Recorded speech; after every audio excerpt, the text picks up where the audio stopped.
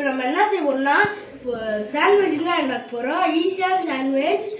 பெரியவங்களும் உண்டாக்கலாம், சின்ன பசங்களும் உண்டாக்கலாம். ஆனால் கேர்ஃபுல்லாக உண்டாக்குங்க. வெங்காய தக்காளிலாம் உங்கள் அம்மா கிட்ட சொல்லி அறுக்க சொல்லுங்கள். இப்போ பார்க்கலாம் என்னென்ன. நான் முட்டை வச்சுருக்கேன், உப்பு போட்டு கலக்கி வச்சுருக்கேன், ப்ரெட்டு இருக்குது, வெங்காயம் இருக்குது, தக்காளி இருக்குது, இந்த தயிர் கலக்கி வச்சுருக்கேன் உப்பு போட்டு. இப்போ பார்க்கலாம். கேஸ் ஆன் பண்ணிக்கலாம் ஃப்ரெண்ட்ஸ்.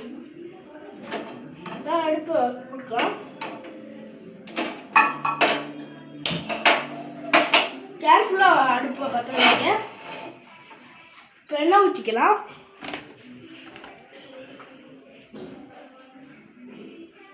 போதும். இப்போ சட்டி நல்லா காயிட்டும். இப்போ நம்ம சரி சட்டி கன்சிஸ்டன் பார்ப்போம். அதுக்கு ஒரு ஸ்பூன் எடுக்கணும்.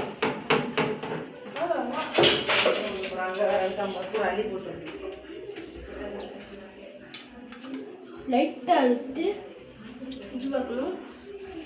காயில் இன்னும் இப்போ காஞ்சிச்சுன்னா இப்போ அந்த சின்னது விட்டுருக்கிற முட்டை அது வரும் பாருங்க.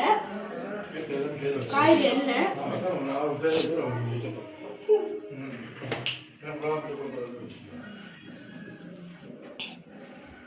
எண்ணெய் காஞ்சிச்சு போல. இப்போ நான் ப்ரெட்டை போட போகிறேன்.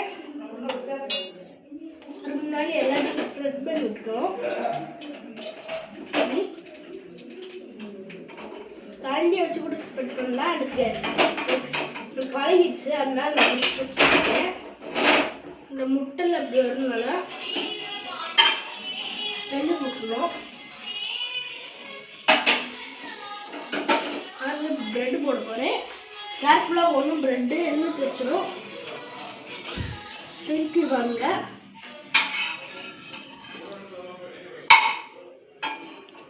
இன்னும் ப்ரெட்டையும் போட்டுருக்கேன்.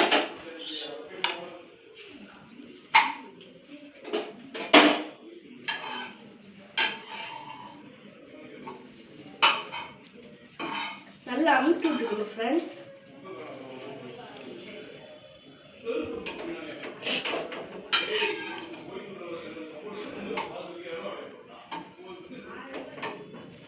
நல்லா அமுக்கி விட்டுக்கணும்.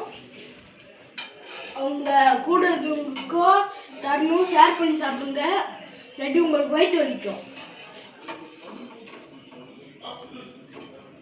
பாருங்க, இந்த மாதிரி லைட்டாக ரோஸ்ட் ஆகக்கூடாது, நல்லா ரோஸ்ட் ஆகிருக்கணும்.